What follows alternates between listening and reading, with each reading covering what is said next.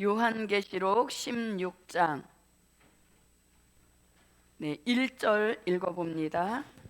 또 내가 들으니 성전에서 큰 음성이 나서 일곱 천사에게 말하되 너희는 가서 하나님의 진노의 일곱 대접을 땅에 쏟으라 하더라. 아멘. 자, 그래서 이제 16장 들어갑니다. 자, 요한계시록 16장 제목은 진노의 일곱 대접 재앙. 자, 이것이 요한계시록 16장의 제목이 되겠습니다. 계시의 구분 중에서는 이 계시가 반복적인 계시입니다. 자, 그러면 반복적인 계시는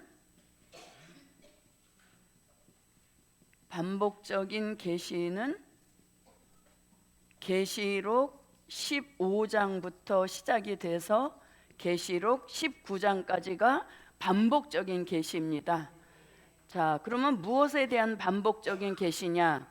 요한계시록 14장 1절 같이 심판주 예수님께서 시온산 강림하셔서 심판을 진두지휘하시는 그 역사를 반복적으로 계속 나타내신 그러한 말씀이라 하여서 이것을 반복적인 계시라고 하는 것입니다.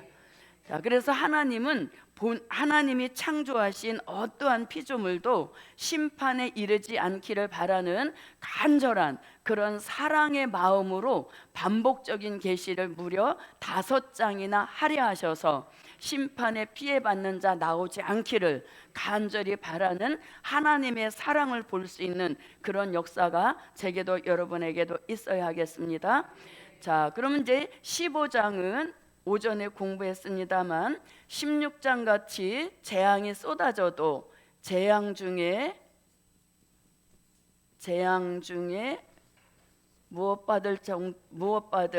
보호받을 백성도 나온다는 것입니다. 그래서 그것을 보호처에 들어가서 부르는 노래라고 오전에 말씀 공부했습니다. 자, 그 다음에 요한계시록 16장 이 또한 반복적인 계시로서 심판도 아무렇게나 하시는 것이 아니라 이미 다 심판하시는 방법도 다 말씀대로 기록을 남겨놓으셨습니다. 그리고 이 심판이 얼마나 혹독한 건가를 깨우쳐 주셔서 이 심판에 들어가지 않기를 바라시는 그러한 역사인 것입니다. 자, 그 다음에 요한계시록 17장은 심판의 대상을 말씀하셨습니다. 그 심판의 대상은 음녀교회를 심판하신다는 겁니다. 그럼 이 음녀교회는 요한계시록 17장 같이 잘 못 믿은 교회이기 때문에 심판을 하십니다. 그래서 우리가 지금까지는 예수를 믿었느냐 믿지 않았느냐 여기다 기준을 두고 살아왔지만 우리 시대, 즉 심판을 앞둔 마지막 시대에는 믿었어도 바로 잘 믿었느냐, 그렇지 않으면 잘 못 믿었느냐, 이것이 관건인 것이지 이미 믿었다 안 믿었다는 중요하지 않은 시대에 우리가 와 있는 것입니다. 그래서 믿어도 어떻게 믿어야, 바로 잘 믿어야 신령한 영적 교회로 구원에 이르게 되는 것이고, 잘 못 믿을 경우에는 음료 교회가 되어서 심판의 대상이 된다는 겁니다. 자, 심판의 대상이 될 교회도 역시 성도라는 명칭은 붙이고 있습니다. 잘못 믿은 교회, 심판받을 교회임에도 불구하고 성도라는 명칭은 그냥 붙여주고 있습니다. 그 말씀이 요한계시록 13장 8절과 다니엘서 7장 25절에서 다니엘서 7장 25절에서 무슨 말씀 나온다? 성도. 자, 요한계시록 13장 7절을 보겠습니다. 또 권세를 받아 성도들과 싸워 이기게 되고 각 족속과 백성과 방언과 나라를 다스리는 권세를 받으니. 네, 아멘. 용이 성도들과 싸우려고 바다 모래 위에 섰다고 계시록 12장 17절에서 말씀하시고, 그 싸움의 결과를 13장 7절에서 성도들과 싸워서 용이 이겼다는 겁니다. 그래서 이 성도는 말만 성도이지 용의 밥이 될 버림받을 성도라는 것입니다. 그 버림받을 성도를 이미 다니엘 선지자가 예언을 해놓았습니다. 다니엘서 7장 25절입니다. 그가 장차 말로 지극히 높으신 자를 대적하며 또 지극히 높으신 자의 성도를 괴롭게 할 것이며 그가 또 때와 법을 변개코자 할 것이며 성도는 그의 손에 붙임 바 되어 한 때와 두 때와 반 때를 지내리라. 아멘. 네, 자 이렇게 해서 잘못 믿은 교회의 성도들이 심판받을 것을 말씀했습니다. 자, 그 다음에 요한계시록 18장은 아예 믿지 않은 바벨 세상을 심판하시는 역사입니다. 이 바벨 세상은 요한계시록 18장 1절로 3절 말씀에 보면 이 세상 나라는 귀신의 영이 득세해서 많은 사람들 속에 들어가 귀신의 영의 조종을 받으며 사는 세상이라는 것을 알려주십니다. 그러므로 인하여서 이 세상은 귀신의 처소가 되었고 또 물질 만능주의를 주장하고 나오는 그런 세상이기 때문에 불갑을 심판하실 수밖에 없다는 얘기인 것입니다. 자, 그 다음에 이제 요한계시록 19장에서는 심판의 결과로 어떤 역사가 이루어지는가 하면 백마탄자의 완전 승리, 네, 백마 타신 예수님의 완전 승리, 그와 더불어서 백마를 타고 백마 타신 예수님의 뒤를 따르던 하늘 군대도 함께 승리하는 것입니다. 그래서 이것이 반복적인 계시로서 요한계시록 15장부터 시작해서 요한계시록 19장까지인 것입니다. 이렇게 심판의 반복적인 계시를 마치고 결국은 이제 심판의 결과로 요한계시록 20장 같은 무슨 시대, 천년 왕국 새 시대를 이루기 위하여서 불갑을 산자의 심판을 이루시는 것입니다.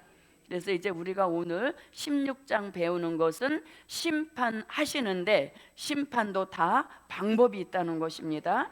그 방법은 대접이 7개가 있는데 그 대접마다 서로 다른 재앙을 담아서 하나씩 차례차례 쏟는 것입니다. 7대접을 한꺼번에 쏟는 것이 아니라 차례차례 쏟게 되는 이것이 이제 심판하시는 방법이 되겠습니다. 자, 그럼 이제 16장 1절에서 어떤 내용이 나오는가 하면, 자, 16장 1절입니다. 또 내가 들으니 성전에서 이랬습니다. 자, 또 내가 들으니, 지금 사도 요한은 계속 귀가 열려서 계속 이제 듣는 역사가 진행이 되는 겁니다. 성전에서 이렇게 말씀합니다. 자, 그럼 이 성전에 대한 말씀은 우리가 오전에 요한계시록 15장 5절부터 8절에서 말씀하시는 하늘의 증거 장막 성전을 말씀하시는 겁니다.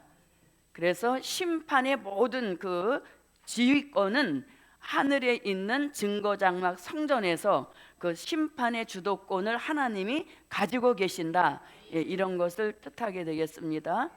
그럼 이 하늘의 증거 장막 성전에 대해서 이미 요한계시록 11장 19절에서도 말씀하셨습니다. 그리고 히브리서 12장 23절에서도 말씀하셨는데, 이는 결국 요한계시록 4장에서 하늘의 증거 장막 성전의 조직이 어떻게 체계적으로 잘 갖추어져 있는지 그 조직을 하나도 빼놓지 않고 4장에서 기록하고 있는 것입니다. 그래서 성전에서라고 하는 것은 하늘의 증거 장막 성전을 뜻합니다. 자, 계시록 15장 5절부터 6절입니다. 또 이후에 내가 보니 하늘의 증거 장막의 성전이 열리며 일곱 재앙을 가진 일곱 천사가 성전으로부터 나와 맑고 빛난 세마포 옷을 입고 가슴에 금띠를 띠고 네 생물 중에 하나가 세세에 계신 하나님의 진노를 가득히 담은 금대접 일곱을 그 일곱 천사에게 주니 하나님의 영광과 능력을 인하여 성전의 연기가 차게 되매 일곱 천사의 일곱 재앙이 마치기까지는 성전에 능히 들어갈 자가 없더라. 네. 아멘. 자, 그다음에 요한계시록 11장 19절에서도 증거 장막 성전 말씀합니다. 이에 하늘에 있는 하나님의 성전이 열리니 성전 안에 하나님의 언약궤가 보이며 또 번개와 음성들과 내성과 지진과 큰 우박이 있더라. 네, 뇌성, 음성, 번개, 지진 이런 것은 다 심판을 하나님이 계시는 보좌에서 주관하고 있음을 알려주시는 겁니다. 자, 히브리서 12장 23절에서도 하늘에 교회가 있음을 말씀합니다. 하늘에 기록한 장자들의 총회와 교회와 만민의 심판자이신 하나님과 및 온전케 된 어인의 영들과 아멘. 네, 그래서 성전에서라는 것은 증거 장막 성전입니다. 자, 그다음에 16장 1절로 다시 와 보십시오. 성전에서 큰 음성이 나서, 큰 음성은 하나님의 음성이겠죠. 일곱 천사에게 말하되 이렇게 말씀했습니다. 일곱 천사에게 말하되. 자, 그럼 요거 오전 말씀 공부 한번 복습해 보면 일곱 천사가 요한계시록 8장과 요한계시록 9장과 요한계시록 11장에서는 못하던 천사 일곱 나팔을 부는 그런 일곱 천사였습니다. 그런데 이제 이 일곱 천사가 이게 시기가 바뀌어서 요한계시록 15장과 요한계시록 16장에 들어오면 일곱 대접을 받아서 그것을 쏟는 일을 하는 것입니다. 자, 그런데 이 일곱 대접을 누구로부터 받았다?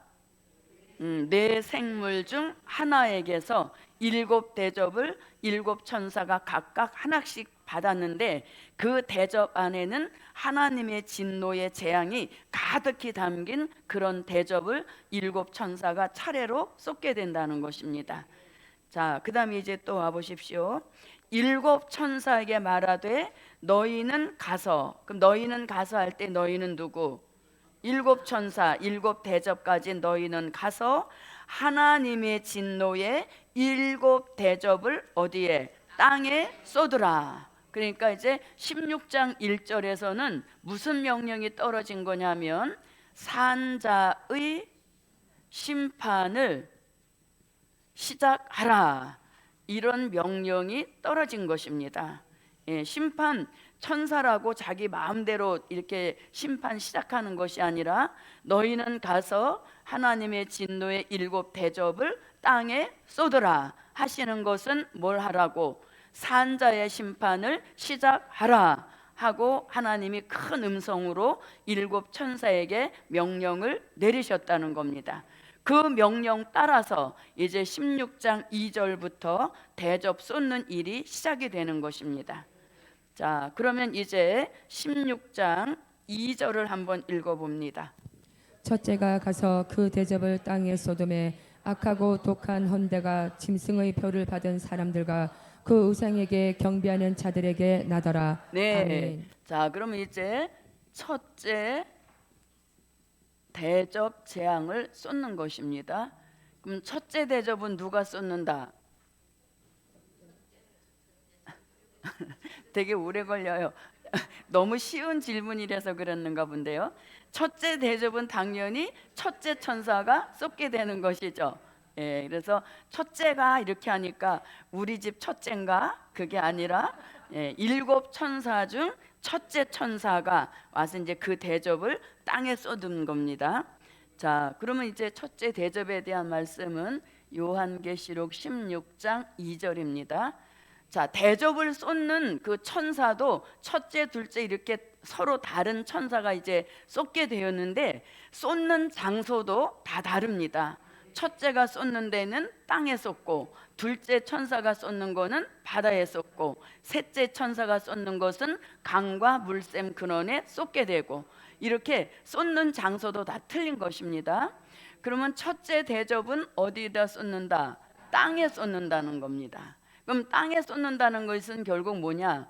요한계시록 13장 같이 수정통치 시대를 이루고 있는 그 세상 땅에다가 대접을 쏟는다는 것이죠. 그래서 이 산자의 심판은 범위가 딱 정해져 있는 겁니다. 계시록 13장 같은 수정통치 시대에 들어가 있는 그 사람들에게만 해당되는 심판을 산자의 심판이라고 하는 것입니다. 자, 그럼 이제 첫째가 가서 그 대접을 땅에 쏟음에, 이제 쏟으니까 그 대접 재앙을 받은 사람들에게서 어떤 증거가 일어나는가, 그걸 이제 말씀합니다. 땅에 쏟음에 그다음 뭐가 난다? 악하고 독한 헌대가 나더라, 이렇게 말했죠. 악하고 독한 헌대, 악하고 독한 헌대가 나더라. 그러니까 하나님이 재앙을 대접, 하나님이 화를, 진노의 대접을 쏟는데 가장 먼저 치시는 게 뭐냐면 범죄한 사람의 몸을 치시는 겁니다. 그래서 재앙을 쏟는 데 있어서 가장 먼저는 이 심판받을 사람들의 몸을 치시는, 이런 게 심판의 시작이라는 얘기인 것이죠. 왜 하나님만 섬겨야 되는데 우상을 섬기고 그 우상 앞에 경배하고 또 받아서는 안 될 짐승표를 받고 이렇게 범죄했기 때문에 가장 먼저 몸을 치시는 이 재앙이 첫째 재앙인 것입니다. 그래서 악하고 독한 헌대가 나더라, 이렇게 말씀합니다. 그런데 이 헌대를 16장 11절에서는 종기라고도 표현했습니다. 16장 11절을 한번 읽어봅니다. 아픈 것과 종기로 인하여 하늘의 하나님을 해방하고 저희 행위를 해겠지 아니하더라. 네, 악하고 독한 헌대를 종기라고도 표현했습니다. 자, 그러면 이거는 현대어로 말하면 피부암이라고도 볼 수 있는 것입니다. 굉장히 무서운 재앙인 것입니다. 자, 이렇게 악하고 독한 헌대가 온 몸에 아주 빈틈없이 그런 종기들이 막 솟아나서 그 심판을 받는 사람들의 몸이 형편없어지는 이러한 일이 첫째 대접 쏟고 일어나는 역사인 것입니다. 자, 그럼 이 종기가 나고 피부에 그 어떤 좋지 않은 그런 헌대가 난다는 이 역사가 이미 출애굽 때도 한번 있었던 역사입니다. 자, 출애굽기 9장으로 한번 가보겠습니다.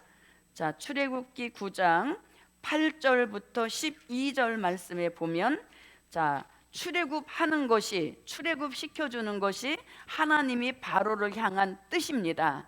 그런데 그 뜻을 거역한 바로와 또 그 바로의 수하에 있는 백성들에게 이런 재앙이 쏟아지는 것입니다. 자, 출애굽기 9장 18절부터 자 21절 한번, 자 8절부터 한번 보겠습니다. 8절. 여호와께서 모세와 아론에게 이르시되 너희는 풀무에 제 두 움큼을 가지고 모세가 바로의 목전에서 하늘을 향하여 날리라. 그 재가 애굽 온 땅에 티끌이 되어 애굽 온 땅의 사람과 짐승에게 붙어서 독종이 발하리라. 그들이 풀무의 재를 가지고 바로 앞에 서서 모세가 하늘을 향하여 날리니 사람과 짐승에게 붙어 독종이 발하고 술객도 독종으로 인하여 모세 앞에 서지 못하니 독종이 술객들로부터 애굽 모든 사람에게 발하였음이라.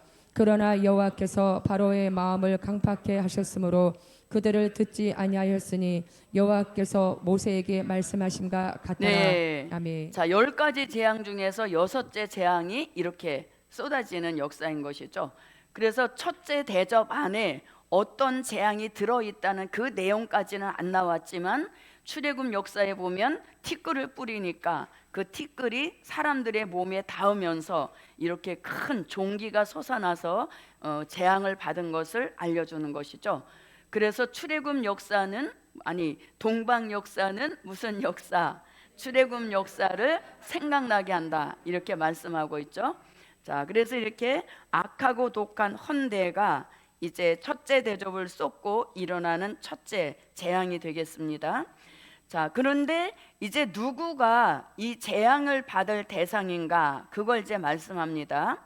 자, 악하고 독한 헌대가 짐승의 표를 받은 사람들과 이랬습니다. 짐승의 표를 받은 사람들 그랬습니다. 그럼 짐승의 표라는 말씀이 어디에 나오는가? 요한계시록 13장 16절로 18절에서 성경 최초로 짐승표 666이라는 말씀이 여기에 처음으로 등장이 되는 겁니다. 자, 한번 읽어보겠습니다. 저가 모든 자 곧 작은 자나 큰 자나 부자나 빈궁한 자나 자유한 자나 종들로 그 오른손에나 이마에 표를 받게 하고 누구든지 이 표를 가진 자 외에는 매매를 못하게 하니 이 표는 곧 짐승의 이름이나 그 이름의 수라. 지혜가 여기 있으니 총명 있는 자는 그 짐승의 수를 세어보라. 그 수는 사람의 수니 666이니라. 네. 그래서 최초로 등장한 말씀이 13장이 되겠습니다. 자, 이렇게 이제 짐승표에 대한 말씀이 나왔고 짐승표가 나왔으니까 한번 복습해 보겠습니다. 자, 계시록 14장 9절로 11절에서도 짐승표 받으면 불못에 들어가서 고난의 연기가 세세토록 올라간다. 그래서 짐승표는 다 13장 이후에만 나오는 말씀이 되겠습니다. 자, 그 다음에 요한계시록 16장 오늘 본문에서도 16장 1절로 2절에서도 짐승표 받으면 진노의 7 대접재앙 즉 심판의 대상이 될 것을 말씀했습니다. 자, 그 다음에 또 요한계시록 19장 19절로 20절 말씀에 보면 짐승표 받도록 충동질한 거짓 선지자도 결국은 산채로 잡혀서 바로 불못에 들어가는 그런 일을 당하게 된다는 것입니다. 요거는 다 짐승표를 받은 사람들에 대한 말씀이고 또 요한계시록 15장 2절로 4절은 짐승표 받지 않은 사람들도 나온다는 것입니다. 그리고 요한계시록 20장 4절로 6절 중에서 4절 말씀에 보면 짐승표 받지 않은 사람들을 나온다는 거죠. 근데 받지 않은 대상을 두 부류로 말씀합니다.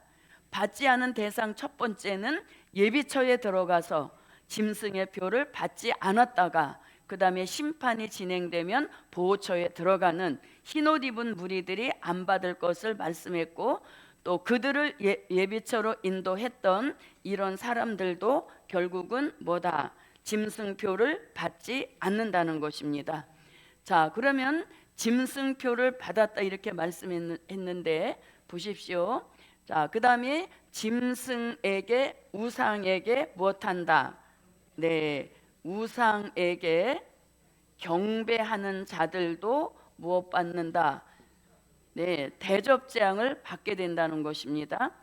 경배한다는 말씀은 요한계시록 13장 4절로 5절에서 말씀하고 있습니다. 자, 계시록 13장 14절로 15절입니다. 짐승 앞에서 받은 바 이적을 행함으로 땅에 거하는 자들을 미혹하며 땅에 거하는 자들에게 이르기를 칼에 상하였다가 살아난 짐승을 위하여 우상을 만들라 하더라. 저가 권세를 받아 그 짐승의 우상에게 생기를 주어 그 짐승의 우상으로 말하게 하고 또 짐승의 우상에게 경배하지 아니하는 자는 몇이든지 다 죽이게 하더라. 네. 아멘. 자, 그래서 지금 16장 2절에서는 받은 자, 경배하는 자 이렇게 말씀했습니다.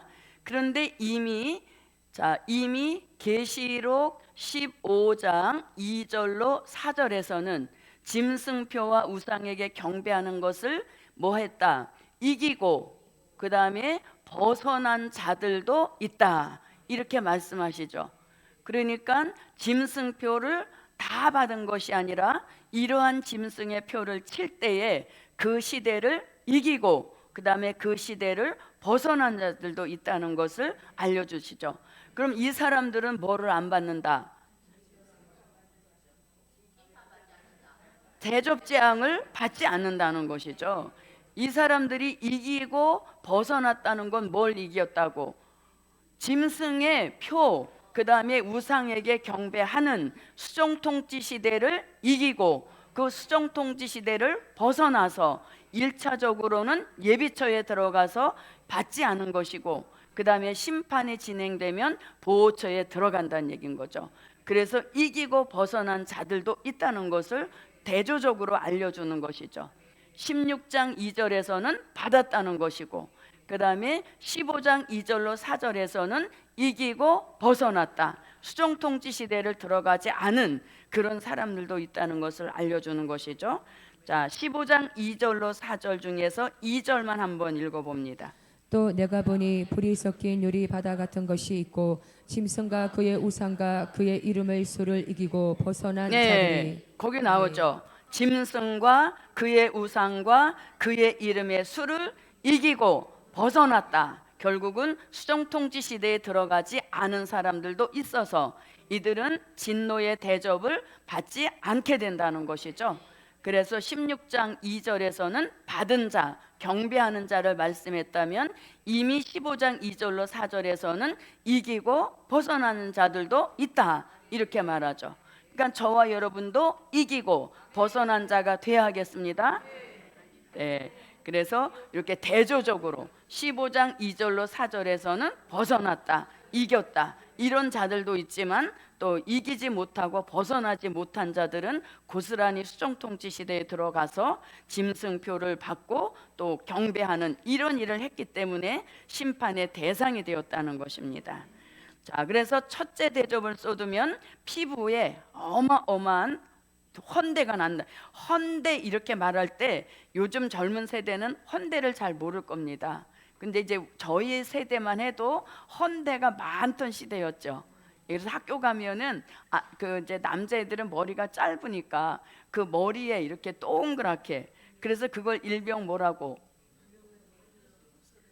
모르는구나. 그거를 개미 운동장이라고 하잖아요. 동그랗게 그게 머리가 빠져서 요렇게 진짜 운동장 같이 그렇게 뚫려 있잖아요. 그 옛날에는 버짐도 막 나고 막 이래서 그게 다 영양실조인 거 아닙니까? 예. 그래서 헌대라는 말이 굉장히 구식 표현인데 이게 우리 세대에서는 더 익숙한 것이죠. 예. 그래서 피부, 그렇게 갖고 왔던 피부에 이런 어마어마한 이런 아주 그 엄청난 재앙이 피부에 내린다는 겁니다. 자, 그 다음에 이제 둘째 대접입니다. 자, 둘째 대접. 둘째 대접은 또 누가 쏟는다? 네, 둘째 천사가 쏟게 되는 겁니다. 요한계시록 16장 3절에서 둘째 대접을 말씀합니다.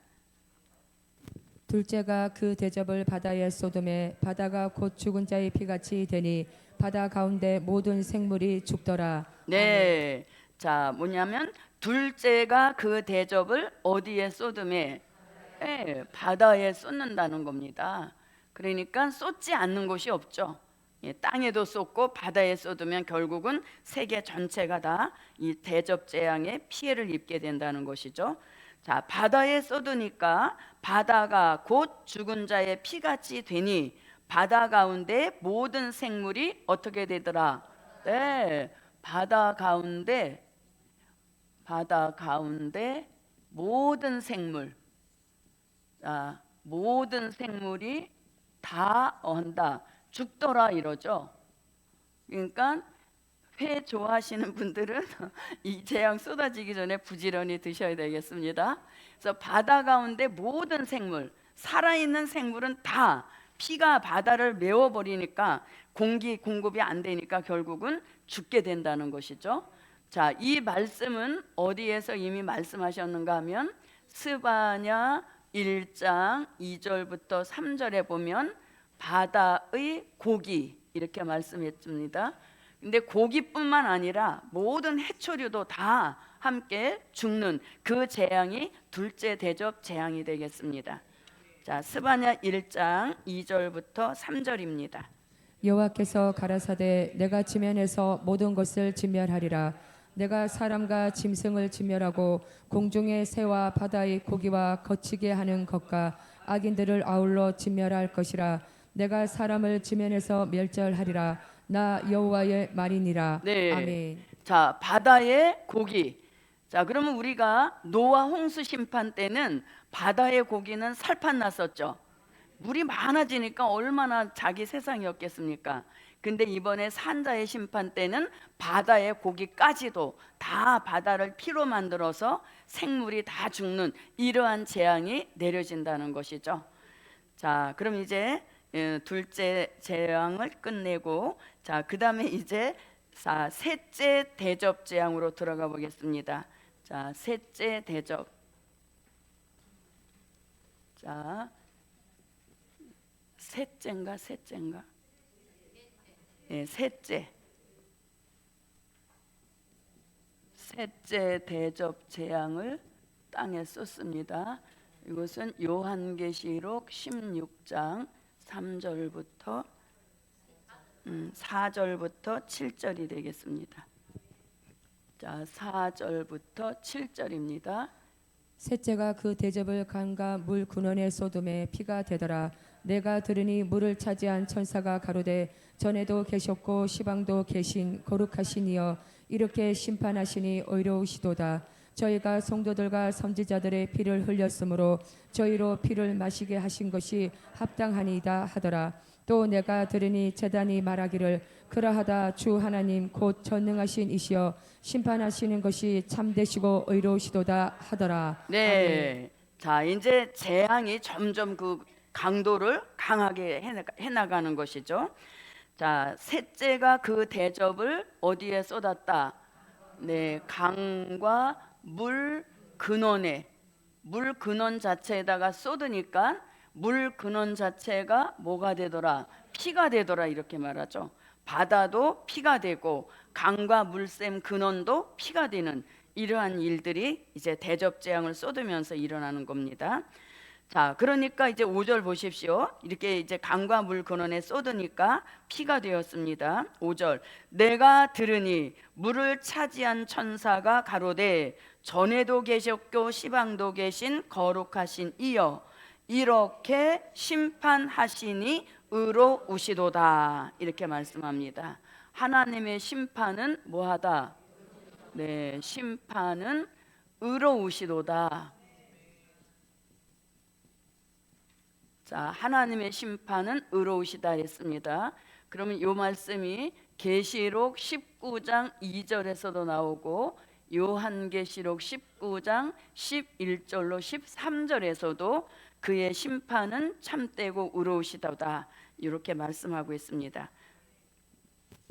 그의 심판은 참되고 의로운지라 음행으로 땅을 더럽게 한 큰 음녀를 심판하사 자기 종들의 피를 그의 손에 갚으셨도다 하고. 아멘. 네. 자, 그다음에 19장 11절로 13절에서도 또 내가 하늘이 열린 것을 보니 보라 백마와 탄 자가 있으니 그 이름은 충신과 진실이라. 그가 공의로 심판하며 싸우더라. 그 눈이 불꽃 같고 그 머리에 많은 면류관이 있고 또 이름 쓴 것이 하나가 있으니 자기밖에 아는 자가 없고 또 그가 피 뿌린 옷을 입었는데 그 이름은 하나님의 말씀이라 칭하더라. 네, 아멘. 공의로 심판하며 싸우시도다 이렇게 말씀합니다. 자, 그럼 이 심판이란 말씀은 이미 요한계시록 14장 6절 같이 영원한 복음이 전 세계에 전해지고 나면 심판하실 시간이 이르게 되고, 그 다음에 요한계시록 18장 8절 말씀에 보면 이 땅을 심판하신 주 하나님은 강하시다 이렇게 말씀하십니다. 자, 계시록 14장 6절부터 7절입니다. 또 보니 다른 천사가 공중에 날아가는데 땅에 거하는 자들 곧 여러 나라와 족속과 방언과 백성에게 전할 영원한 복음을 가졌더라. 그가 큰 음성으로 가로되 하나님을 두려워하며 그에게 영광을 돌리라. 이는 그의 심판하실 시간이 이르렀음이니 하늘과 땅과 바다와 물들의 근원을 만드신 이를 경배하라 하더라. 네, 아멘. 그 심판하신 주 하나님은 어떤 하나님? 강하시다 이렇게 말씀합니다. 계시록 18장 8절입니다. 그러므로 하루 동안에 그 재앙들이 이르리니 곧 사망과 애통과 흉년이라. 그가 또한 불에 살라지리니 그를 심판하신 주 하나님은 강하신 자이심이니라. 아멘. 네, 그래서 이렇게 하나님의 심판은 아주 공의로우신 심판이라서 억울하게 심판받을 사람 나오지 않는다는 것이죠. 또 횡재를 만나서 심판받을 자가 구원 쪽으로 오지 않는, 그래서 아주 공의로운 심판이기 때문에 불복할 수 없다는 얘기인 것입니다. 자, 그다음에 이제 다시 와 보십시오. 6절. 저희가는 자 보세요. 저희가 성도들과 선지자들의 피를 흘렸으므로 저희로 피를 마시게 하신 것이 합당하니이다 하더라. 그럼 여기서 저희라고 하는 것은 짐승표를 받고 또 짐승의 우상에게 경배해서 대접 재앙을 받는 사람들을 가리키는 겁니다. 자, 그럼 저희가 못했다. 성도들과 선지자들의 피를 흘리게 했다는 것이죠. 순교자를 나오겠다 이런 뜻과 같습니다. 피를 흘리게 했다. 자, 그러면 이 말씀이 어디서도 나오는가 하면 요한계시록 6장 9절로 11절과 요한계시록 17장 5절에서도 이 6절에서도 나오고 있습니다.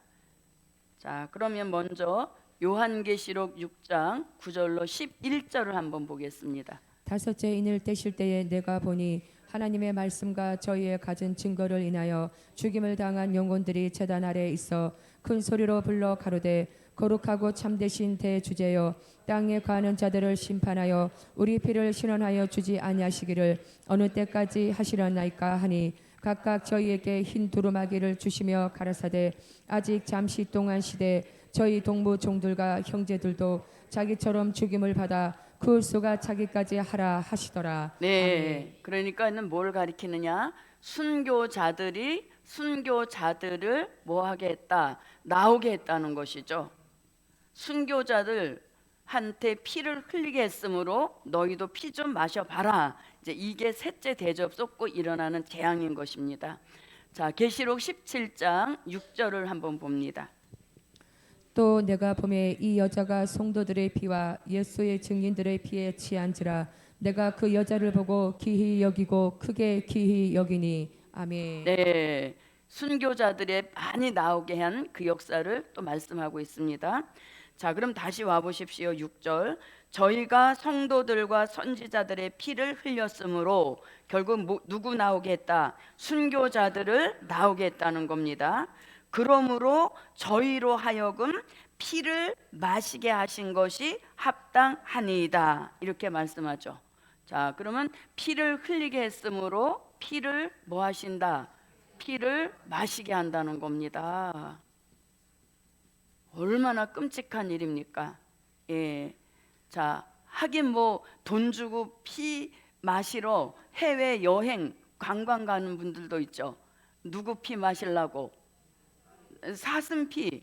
예. 이런 거 마시려고 그 단체 관광도 가잖아요. 좋은 지역에서 나는 그 사슴피 마시려고. 그런 사람들은 신나는 날이 오는 거죠. 가만히 앉아 있어도 뭐 마시는 시대가 오니까 피를 마시게 한다는 겁니다. 얼마나, 야, 진짜 이런 재앙은 물론 몸에서 그런 독하고 헌대가 나는 그 재앙도 두려운 재앙이지만 목이 말라서 물을 마시려고 딱 수두를 트니까 뭐가 나옵니까? 피가 철철 나오는 거죠. 그래서 그거를 맛있는 이런 재앙이 셋째 대접 쏟고 일어나는 재앙이라는 것이죠. 어마무시한 겁니다. 그래서 이걸 우리가 뭐라고 하냐면 공의의 시행이시다. 왜? 억울하게 순교자의 피를 흘리게 했으니까 너희도 뭐라? 피를 마셔봐라. 이렇게 하시는 것이죠. 그래서 데살로니가 후서 1장 5절로 10절 말씀에 보면 이제 공의가 시행된다는 겁니다. 누가 오심으로? 심판주가 오심으로 이제는 공의를 시행하신다는 거죠. 자, 데살로니가 후서 1장 5절부터 10절입니다. 이는 하나님의 공의로운 심판의 표요 너희로 하여금 하나님 나라에 합당한 자로 여기심을 얻게 하려 함이니 그 나라를 위하여 너희가 또한 고난을 받느니라.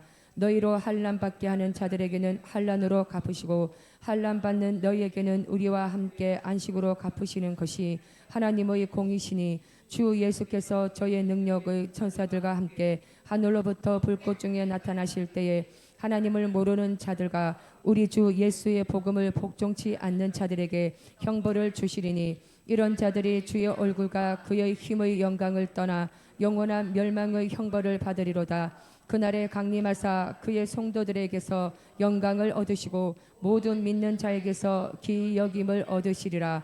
우리의 증거가 너희에게 믿어졌음이라. 아멘. 네. 자, 하나님이 강림하시면 이런 공의의 시행을 심판으로 이루신다는 걸 말씀합니다. 그래서 공의가 시행됨으로 인하여서 결국 순교자의 핏값을 갚아 주신다고 요엘서 3장 21절에서 예언을 하셨고, 이 예언이 요한계시록 19장 2절에서 순교자의 핏값을 갚으시는 역사있음을 알려주고 있습니다. 자, 요엘서 3장 21절입니다. 내가 전에는 그의 피 흘림 당한 것을 갚아주지 아니하였거니와 이제는 갚아주리니 이는 나 여호와가 시온에 거함이니라. 아멘. 네, 자, 계시록 19장 2절입니다. 그의 심판은 참되고 의로운지라 우명으로 땅을 더럽게 한 큰 음녀를 심판하사 자기 종들의 피를 그의 손에 갚으셨도다 하고. 아멘. 네, 그래서 피를 마시게 한다는 겁니다. 피에서는 무슨 냄새가 납니까? 그러죠. 그래서 우리가 피비린내 이렇게 말하죠. 예, 그런 일들이 이제 앞으로 닥친다는 것이죠. 그래서 이게 얼마나 끔찍한 일인가를 정말 소름 끼치는 그러한 일들인 것입니다. 피 떨어진 거 한 방울만 봐도 굉장히 어떤 무서움을 느끼는데 수도꼭지에서 콸콸콸 나오는 게 피가 그렇게 나온다니까, 이 하나님의 전능하신 역사로는 세계의 모든 물 근원을 다 피로도 만드실 수 있는 그런 전능하신 역사를 행하신다는 것이죠. 그래서 피를 마시는 이런 재앙도 있다는 겁니다. 자, 그러면 우리가 또 출애굽기를 한번 보면 출애굽기 자 7장으로 한번 와 봅니다. 7장 17절로 21절. 자, 바로가 굉장히 악한 일을 했습니다. 히브리 남자 2살 이하 아이를 다 어디다 빠쳐 죽였습니까? 나일강에 빠쳐 죽였죠. 그래서 그 피값을 이제 모세가 갚게 되는 것입니다. 자, 출애굽기 7장. 여호와가 이같이 이르노니 내가 이로 인하여 나를 여호와인 줄 알리라 하셨느니라. 볼지어다 내가 내 손에 지팡이로 하수를 치면 그것이 피로 변하고 하수의 고기가 죽고 그 물에서는 악취가 나리니 애굽 사람들이 그 물을 마시기를 싫어하리라 하라. 여호와께서 또 모세에게 이르시되 아론에게 명하기를 내 지팡이를 잡고 내 팔을 애굽의 물들과 하수들과 운하와 목과 모든 호수 위에 펴라 하라. 그것들이 피가 되리니 애굽 온 땅에와 나무 그릇에와 돌 그릇에 모두 피가 있으리라. 모세와 아론이 여호와의 명하신 대로 행하여 바로와 그 신하의 목전에서 지팡이를 들어 하수를 치니 그 물이 다 피로 변하고 하수의 고기가 죽고 그 물에서는 악취가 나니 애굽 사람들이 하수물을 마시지 못하며 애굽 온 땅에는 피가 있으나. 네, 아멘. 그래서 이미 출애굽 역사 때도 이러한 일들이 일어났던 것입니다. 자, 그래서 저와 여러분은 이런 말씀을 들으면서 정신을 벌썩 차려야 되겠죠. 그리고 많은 어떤 나랑 가장 가까운 사람들이 이런 시대에 들어가면 절대로 안 되는 것입니다. 그래서 아직까지도 예수께로 돌아오지 않은 그런 가족이 있다면 정말 눈물로 기도해야 되겠죠. 예, 이런 악한 시대에 들어가면 인생 자체가 저주로 끝나는 것입니다. 자, 그럼 이제 다시 또 와보겠습니다. 자, 그럼 이제 몇째 대접? 넷째 대접입니다. 자, 넷째 대접.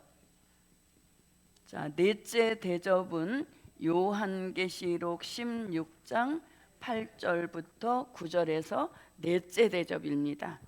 넷째가 그 대접을 해에 소돔에 해와 해가 건세를 받아 불로 사람들을 태우니 사람들이 크게 태움에 태워진지라. 이 재앙들을 행하는 권세를 가지신 하나님의 이름을 해방하며 또 회개하여 영광을 주께 돌리지 아니하더라. 아멘. 네. 자, 넷째가 그 대접을 어디에 쏟았다? 해에 쏟았다는 것입니다. 넷째가 그 대접을 해에 쏟음에, 해가 뭘 받아서? 권세를 받아서, 해가 권세를 받아서 불로 사람들을 태운다는 겁니다. 얼마나 끔찍한 일이겠습니까? 해가 권세를 받아 불로 사람들을 태우는 이런 일이 산자의 심판 중에서 넷째 대접을 쏟고 일어나는 것이죠. 자, 아까 우리가 무슨 말씀했습니까? 첫째 대접을 쏟으면은 악하고 독한 헌대가 난다 그랬습니다. 헌대가 나서 죽을 지경인데 또 뭐예요? 해가 권세를 받아서 불로 사람들을 태워 죽이는 이러한 재앙이 넷째 대접 쏟고 일어나는 일들인 것이죠. 그러니까 죽어라 죽어라 하는 겁니다. 그래서 이제 주의 종은 이걸 뭐라고 하시냐면 한 번에 확 심판하시는 것이 아니라 뭘 짜듯이, 걸레 비틀어 짜듯이 서서히, 그리고 들기름 짜듯이 우리가 기름도 어떻게 짜요? 그거 이렇게 돌아가면서 그걸 너무 빨리 하면은 진국이 없어지잖아요. 서서히 짜듯이 심판도 그렇게 하신다는 겁니다. 무려 며칠 동안, 75일 동안. 이게 첫째 대접 쏟고 며칠 있다가 또 쏟고 이건 안 나오지 않습니까? 그러니까 첫째 대접 쏟고 충분히 고통을 받게 하신 후에 또 그 다음에 둘째 대접 쏟아서 또 고통을 충분히 받게 하시고 이렇게 쏟는 것이죠. 그래서 며칠 있다 쏟는다 이런 건 안 나오지만 75일 동안 쏟아서 그 재앙을 통해서 사람들을 죽이는 이런 일들이, 그래서 이것을 산자의 심판이라고 하는 것이죠. 그래서 해가 권세를 받아 불로 사람들을 이제 태우는 겁니다. 그랬더니 사람들의 반응이 이제 나오는 거예요. 자, 첫째 대접 재앙만 해도 끔찍하잖아요. 그 둘째, 셋째 이런 것이 계속 쏟아져도 반응이 없었습니다. 얼마나 악하고 독한지. 그런데 이제 넷째 대접을 쏟고 나니까 그때 이제 사람들의 반응이 나타나는 거예요. 자, 사람들이 뭘로 반응이 나타나는가 하면 9절을 한번 읽어봅니다. 사람들이 크게 태움에 태워진지라. 이 재앙들을 행하는 권세를 가지신 하나님의 이름을 해방하며 또 회개하여 영광을 주께 돌리지 아니하더라. 네. 아멘. 그래서 이제 넷째 대접쯤에 가서 사람들의 반응이 나타나는 거죠. 자, 사람들이 크게 태움에 태워진지라. 무슨 불에? 태양불에. 그래서 태움에 태워진지라. 이 재앙들을 행하는 권세를 가지신, 그러니까 재앙, 심판의 주체 자체가 하나님이 가지고 계시다는 겁니다. 가지신 하나님의 이름을 오히려 회방하고 또 회개하여 영광을 주께 돌리지 않더라는 얘기인 것이죠. 그래서 우리가 이걸 보면서 마태복음 24장 37절로 39절 말씀에 보면, 자, 사람들이 먹고 마시며 시집가고 장가가고 있으면서 40주야를 계속 비가 내려서 자신들을 꼴깍 덮을 때까지도 뭐 했지 못했더라? 깨닫지 못했더라는 거죠. 그러니까 이 사람들도 첫째 대접이 딱 쏟아질 때 깜짝 놀라는 어떤 그런 반응이 있어야 되는데 이미 그런 깨달음을 주는 성령의 시대가 지나가 버렸기 때문에 깨닫지 못한다는 거죠. 그리고는 오히려 자기네들을 이렇게 고통을 주니까 뭘 한다고? 하나님의 이름을 회방한다는 겁니다. 그리고 회개하지도 않고 또 영광도 주께 돌리지 않는다는 것이죠. 그래서 심판받을 사람들의 특징을 여기서 알려주죠. 그래서 우리가 하나님의 이름을 회방해서는 안 된다는 겁니다. 예수가 뭐 어째 막 이러는 거, 예수 믿으려면 뭐 나를 믿어라, 내 주먹 믿어라, 이런 게 다 하나님의 이름을 회방하는 것이잖아요. 그래서 우리는 그 이름을 존귀하게 여기고 그 이름을 최고의 이름으로 높여드릴 수 있는 그런 바른 신앙 사상이 필요하다는 것입니다. 그리고 회개가 늘 잘 나와야 되는 것이죠. 회개가 정말 우리를 살리는 가장 좋은 지름길은 회개에 있다는 겁니다. 그래서 그 회개는 눈물로 이어지는 것이죠. 예. 그래서 저는 이번에 몇째 날 새벽 기도 때 눈물 있는 종이 되라 그 말씀을 하셔서 제가 그 눈물에 대한 것이 좀 이렇게 여느 때 같았으면 벌써 눈물이 몇 번 성회에 참석하면 나왔을 텐데 눈물이 안 나와서 왜 이렇게 눈물이 안 나올까 했는데 그날 딱 그 눈물에 대한 얘기를 하시고 눈물의 회복을 주시더라고요.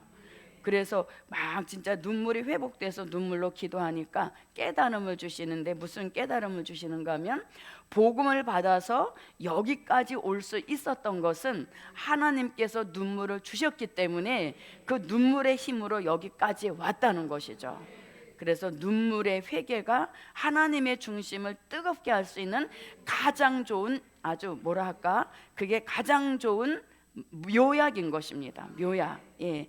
그래서 눈물로 회개하면 어떠한 죄도 회개가 되는 것이고 눈물로 회개한 만큼 눈은 밝아지고 맑아지는 역사가 눈에 오게 되는 것이죠. 그래서 여기서 회개하여 영광을 주께 돌리지 않더라 라고 하는 것은 성령의 시대가 끝났다는 것을 알려주는 것이죠. 왜냐하면 회개는 성령의 감동으로만 가능한 역사인데 성령을 거두어간 시대가 되니까 회개를 전혀 하지 않는 그리고 그 이름도 존귀 여기지 않는 그런 일들이 발생한다는 것을 말씀합니다. 자, 그 다음에 이제 다섯째 대접입니다. 자, 다섯째 대접. 자, 다섯째 대접은 요한계시록 16장 10절부터 11절까지입니다. 10절부터 11절. 또 다섯째가 그 대접을 짐승의 보좌에 쏟으니 그 나라가 곧 어두워지며 사람들이 아파서 자기 혀를 깨물고 아픈 것과 종기로 인하여 하늘의 하나님을 해방하고 저희 행위를 해겠지 아니하더라. 네. 아멘. 자, 만약에 우리 자녀나 우리 뭐 부모님이나 이런 분들이 이런 시대에 들어갈 걸 생각한다면 눈물이 펑펑 쏟아지지 않을 수가 없죠. 예, 눈물이 펑펑 쏟아지지 않을 수가 없습니다.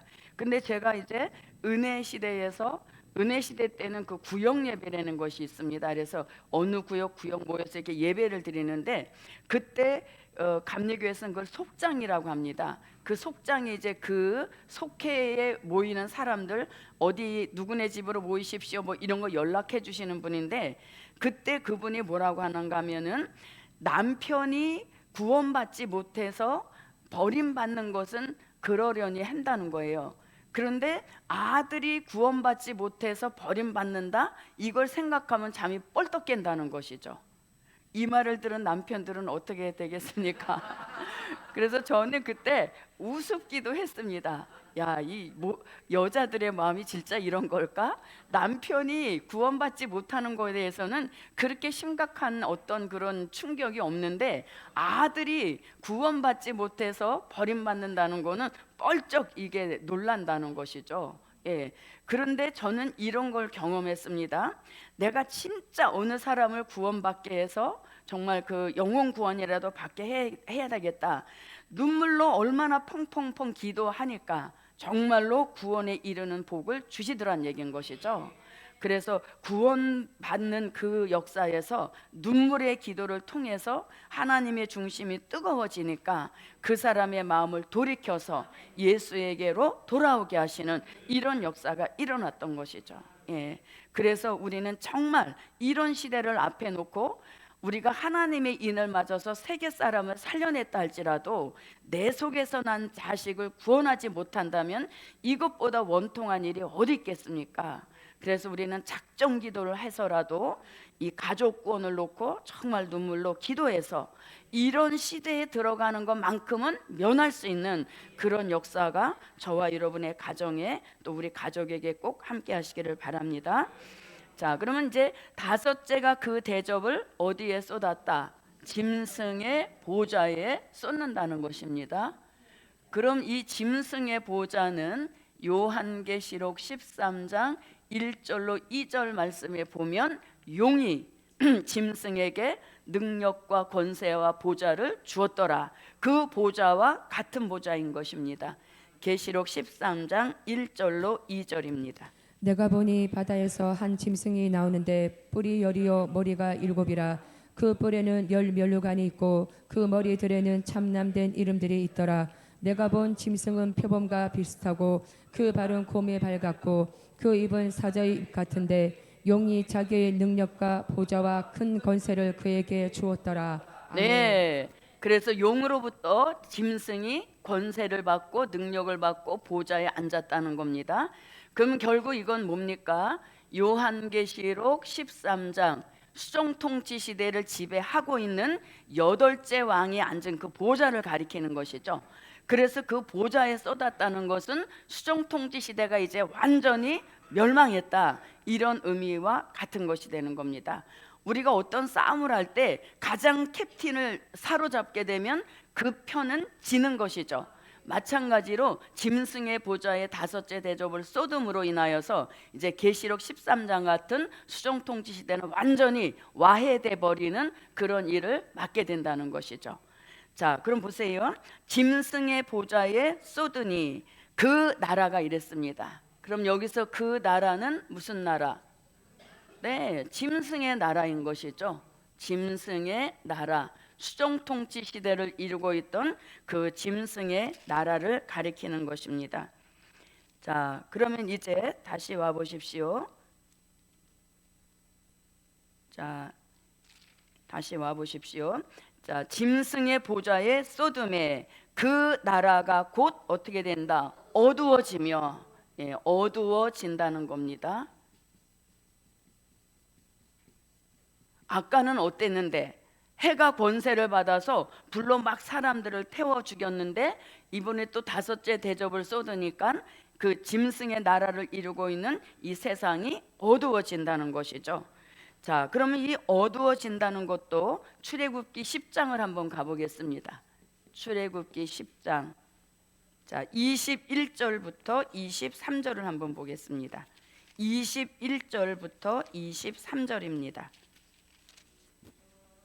여호와께서 모세에게 이르시되 하늘을 향하여 내 손을 들어서 애굽 땅 위에 흑암이 있게 하라. 곧 더듬을 만한 흑암이리라. 모세가 하늘을 향하여 손을 들매 캄캄한 흑암이 3일 동안 애굽 온 땅에 있어서 그 동안은 사람이 서로 볼 수 없으며 자기 족속에서 일어나는 자가 없으되 이스라엘 자손에 거하는 곳에는 광명이 있었더라. 네. 아멘. 자, 고센 땅에는 광명이 있었더라. 그러니까 어디에는, 보호처에는 광명이 있다라는 말씀과도 통하는 것이 되죠. 그래서 여기는 3일 동안 어두웠다 그랬는데 이 5째 대접 쏟고 어두워진 것은 며칠이라는 말씀은 나오지는 않습니다. 자, 어두워지며 사람들이 아파서 자기 혀를 깨문다 그랬습니다. 혀를 깨물면 얼마나 아프겠습니까? 근데 그걸 느끼지 못할 만한 고통이 이미 이 사람들에게 사로잡혀 있다는 얘기인 것이죠. 자, 자기 혀를 아파서 자기 혀를 깨물고 아픈 것과 종기로 인하여 회개가 아니라 하늘의 하나님을 회방하고, 아까도 회방했죠. 9절에서도 회방했습니다. 그리고 저희 행위를 회개치 아니하더라, 이렇게 되는 것이죠. 그래서 우리가 이 시대에 가장 중요한 것은 무엇에 있다? 회개. 그래서 저도 여러분도 회개를 늘 생활화, 체질화하는 그런 역사가 있게 하시고, 더 아주 진국 같은 회개는 눈물이 동반된 회개인 것입니다.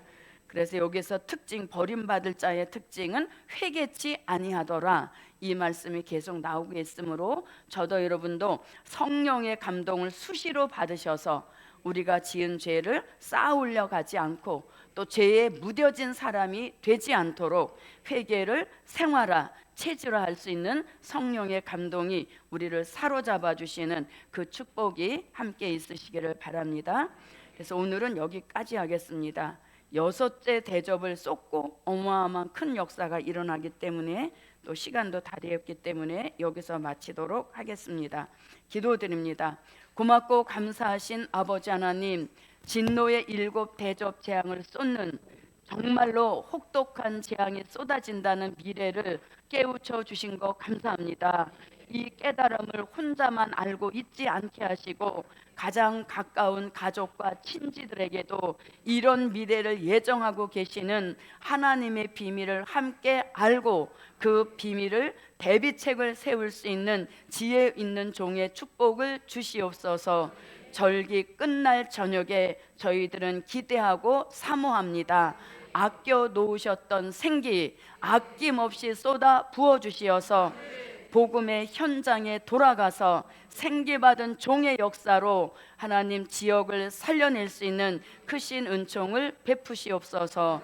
예수 그리스도의 이름으로 기도하옵나이다. 아멘.